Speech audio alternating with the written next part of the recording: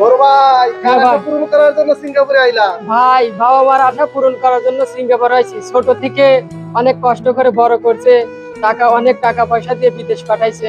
তাদের স্বপ্ন পূরণ করার জন্যই রোদের মধ্যে পুড়ে টাকা কামাই করতেছি। দোয়া রইলো।